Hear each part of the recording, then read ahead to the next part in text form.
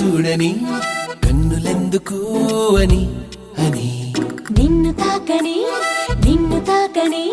చేతులెందుకు అని అని మనస్సు చెప్పుతోంది మంచి మాటని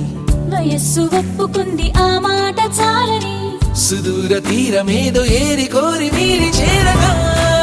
చెత్తగా మారగా జంటగా సూటిగా నాటుగా తెప్పవేయకుండా మోయకుండా నిన్ను చూడని కన్నులెందుకు అని